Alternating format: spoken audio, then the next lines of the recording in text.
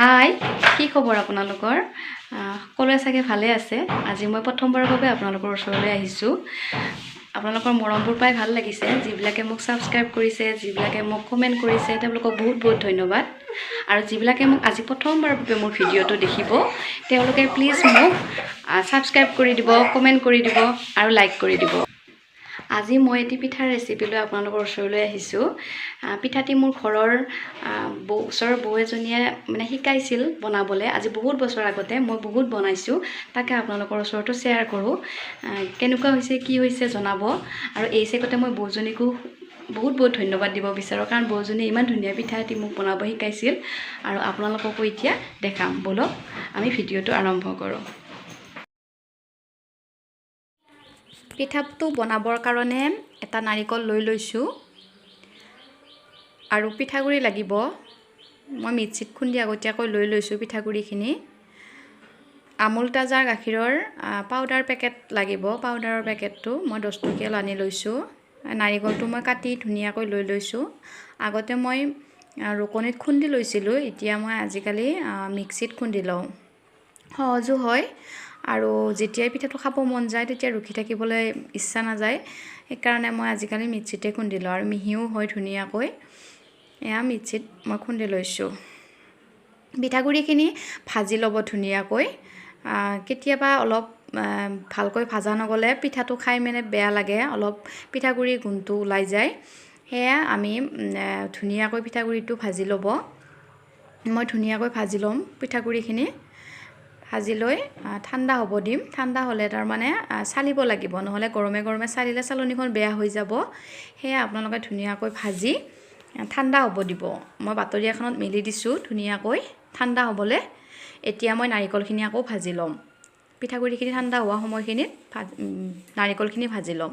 নাৰিকলখিনি ভাজোঁতে আপোনালোকে চেনি দি ল'ব। চেনিটো আন্দাজমতে দিব।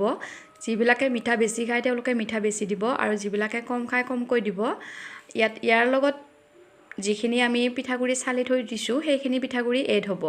এড হোৱাৰ কাৰণে যেতিয়া সানো আমি তেতিয়া যাতে মিঠাটো, কিছুমানেতো কম খায়, কম খালে আৰু দিব নালাগে। যিখিনি আপোনালোকে ইয়াতে দি দিলে সেইখিনি হ'ব। আৰু যিবিলাকে বেছিকৈ খায়, কিন্তু নাৰিকলটো যেতিয়া আমি এতিয়া ভাজি আছোঁ তেতিয়াই দিব লাগিব, নহ'লে পিছত আৰু চেনি দিব নোৱাৰিব। সেইকাৰণে মিঠাটো আপোনালোকে চাই চিতি দিব।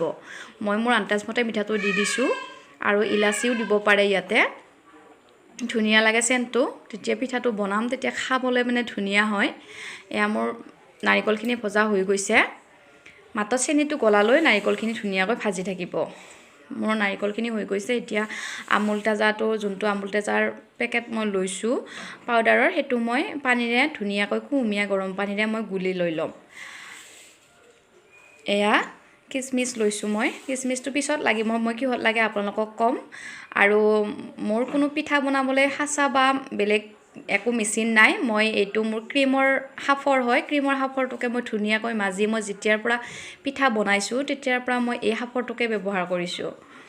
এয়া মই কুহুমীয়া পানীটোত গাখীৰটো ধুনীয়াকৈ গুলি লৈছোঁ। পানীৰ নিচিনাকৈ ধুনীয়াকৈ গুলি ল'ব। আৰু নাৰিকল আৰু পিঠাগুড়িখিনি এতিয়া চালি লোৱা পিঠাগুড়িখিনি, যিখিনি পিঠাগুড়ি মই ভাজি থৈ দিছিলোঁ সেই পিঠাগুড়িখিনি চালি লৈছোঁ মই ঠাণ্ডা হওঁতে।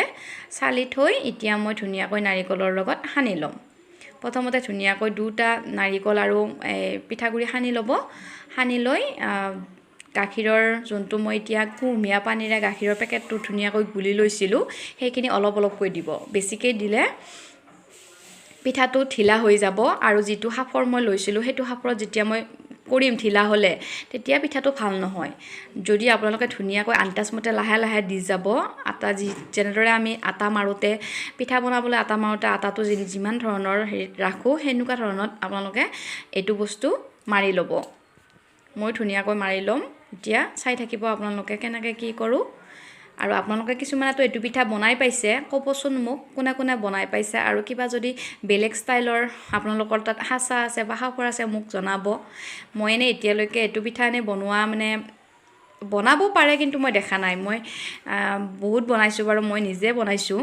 খাই বহুত ভাল লাগে, ধুনীয়া লাগে খাই।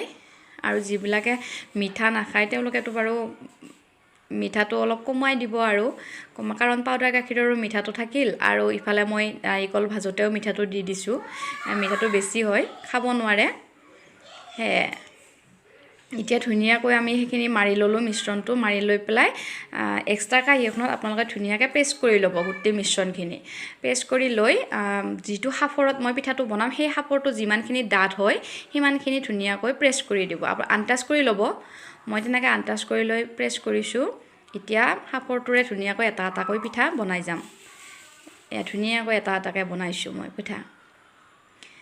পিঠাটোত যিটো সাফৰত কাষে চাইডে এটা ডিজাইন আছিল সেই ডিজাইনটো ধুনীয়াকৈ উঠি গৈছে কাৰণ মই পিঠাটো এনেকৈ হেঁচি লৈ ধুনীয়াকৈ লৰাই দিছোঁ তেতিয়াহ'লে ডিজাইনটো ধুনীয়াকৈ উঠি যায় আৰু মাৰাটো ধুনীয়া হ'লে যেনেকুৱা ধৰণৰ সাফৰ বা ডিজাইনৰ সাফৰ থাকে তেনেকুৱা যদি থাকে আপোনালোকৰ ঘৰত তেনেকৈ বনাব পাৰিব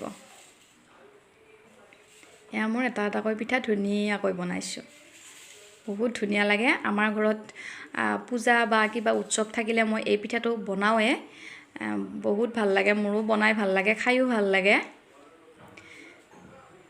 এয়া শেষৰখিনি আপোনালোকে এনেকৈ বনাব আৰু যিখিনি ৰৈ যায় সেইখিনি সাফৰখিনি দি দিব যদি কুলাই নাযায় এনেকৈ লাৰু বনাই থৈ দিলেও হ'ব লাষ্টলৈ ধুনীয়াকৈ বনাই দিব আৰু যদি কেতিয়াবা বজিও যায় সাফৰটো তেতিয়াও চিন্তা কৰিব নালাগে 3বাৰমান বা 4বাৰমান এনেকৈ টেপ কৰি দিলে বস্তুটো ওলাই যায়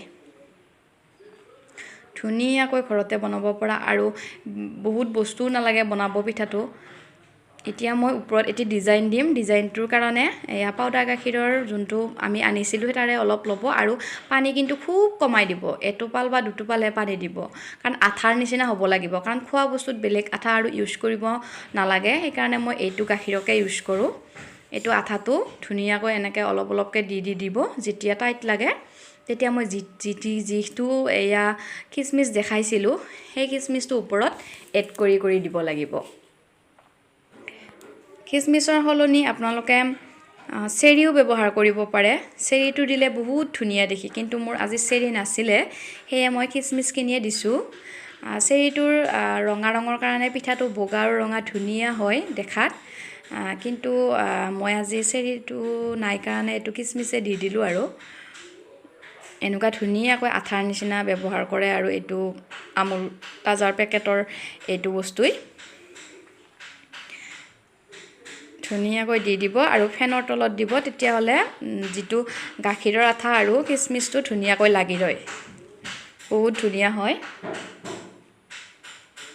এতিয়া এটা এটাকৈ চেৰি ওপৰত পেষ্ট কৰি দি দিব ধুনীয়াকৈ দেখিবলৈও ভাল লাগে বা আলহীকো দিবলৈ ভাল আৰু সহজতেও হৈ যায়